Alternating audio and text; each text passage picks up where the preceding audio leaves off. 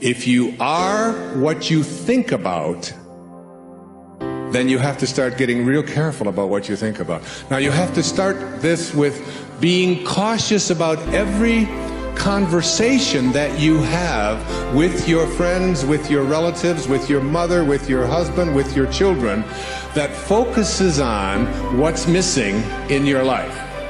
Because if you want to attract something into your life, something good, something grand, something godlike, something prosperous, something of well-being, health, whatever it might be, if you want to attract that into your life, but you're talking about what's missing and thinking about what's missing, and you understand that what you think about is what expands, you will continue to expand more of what's missing, and you'll continue to attract what's missing in your life. I never talk about what's missing in my life. I only put my attention on what I intend to create. And I have shifted it. And I learned this lesson a long time ago, but the place that it probably expresses it better than any is Esther and Jerry Hicks' book, Ask and It Is Given.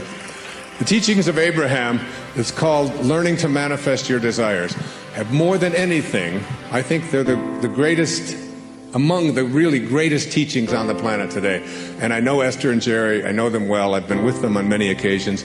It's about practicing this idea of not putting your thoughts on what is missing and shifting it to, it's on its way. It's on its way. It's on its way. 4 words, just get them tattooed someplace inside of you.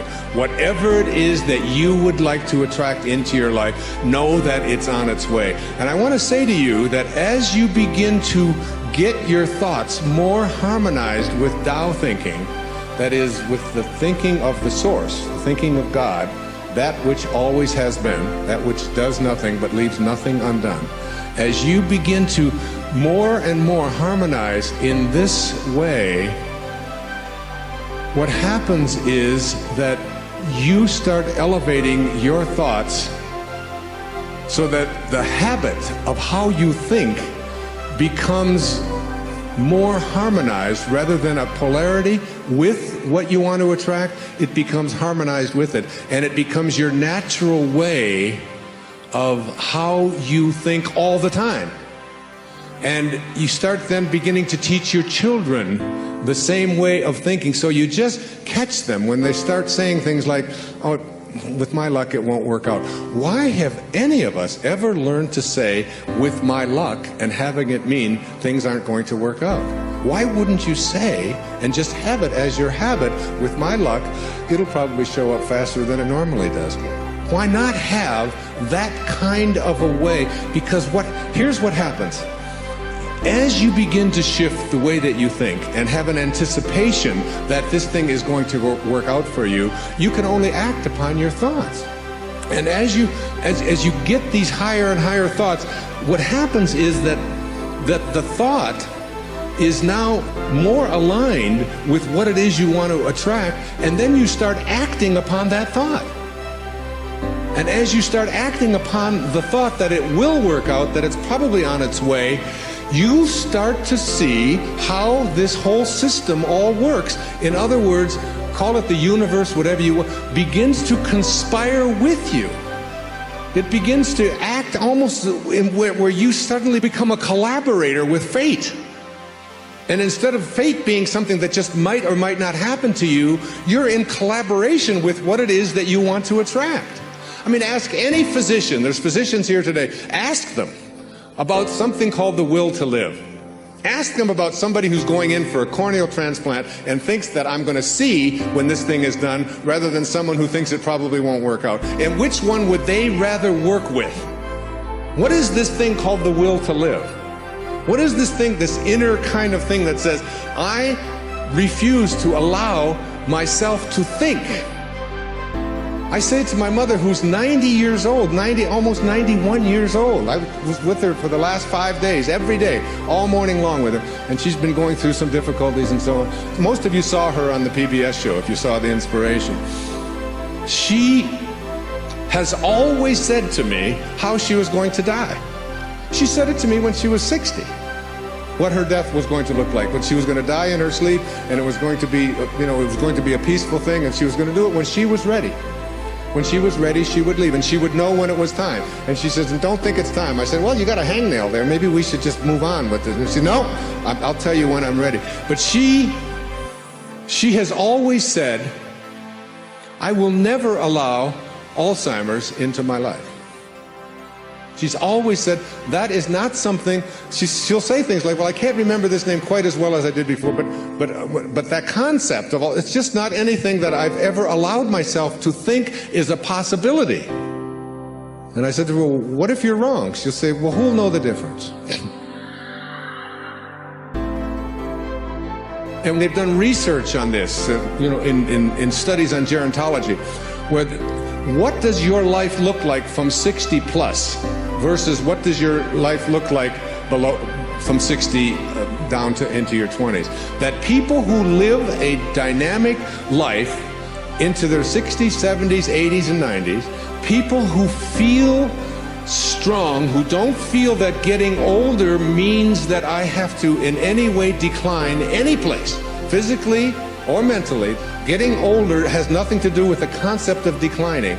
That when people are in their 20s and 30s and 40s and 50s, and this is their perception of what their life is going to be like when they're in their 60s, that those people have a much greater chance of not attracting the kinds of diseases that are so much age-related as do people who think of old as infirm and declining throughout their 20s, 30s, 40s, and 50s. That you change the way you believe about that and you say declining is not a possibility. I don't think about what's missing. You don't put your attention on what's missing. You don't tell other people about what's missing. And you don't tell other people about what you can't do and what isn't working and how terrible the world is. And the Tao teaches so much of it was written for leaders, people in positions of power.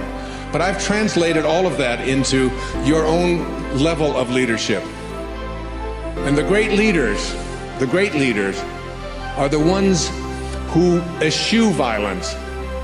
You have got to get yourself to a place where you don't allow yourself to have violent thoughts come into your consciousness. That means you got to watch the movies you're watching. That means the games that your children are playing, video games, have got to be monitored and removed when they have violence built into them. It means that you don't watch the news and you don't read the stories, endlessly reaffirming what a terrible place this world is. It is not a terrible place. It's a perfect place. It's a beautiful place. There are just some leaders who are connected to Tao and others who are not. And we can create the kind of world that we want to create when enough of us begin to say, not part of my consciousness. Nope, I don't buy gossip. No, I don't buy violence. No, I don't have anything to do with that. And you just turn the channel, you turn it off. I pick up a Time magazine when I get on a flight and I go through and I say, I won't read the stories that involve killing. I won't read this. I don't need to hear any more about any more people blowing themselves up. I don't need to continue to have that as a part of my consciousness because I want to be someone who radiates out God-realized thinking. That's what I want to do. And I can't do that if I'm constantly being imbued with that. So I just go through the pages, and usually I say, oh, just threw away another $4.95. There's nothing in it to read. Every once in a while, good story about maybe Tiger Woods or something, but by and large, there's not much in there. And you don't have to fill yourself with that kind of energy. So you don't put your thoughts on what's missing. You don't put your thoughts on what always has been. You don't put your thoughts on what others want for you, unless you want more of what others want for you to continue to show up into your life. So that if you're having conflicts with anybody that's out there, you don't have to put your attention on any thought that is out of harmony with the relationship that you would like to have. It doesn't have to be. You can have a love story replace a hate story by just changing your thoughts in any moment of your life. As you'll see, some of you will see it this afternoon, as Katie works with some of you and does the work and teaches you to ask yourself these questions about how can you be sure? How can you be sure that that thought is true?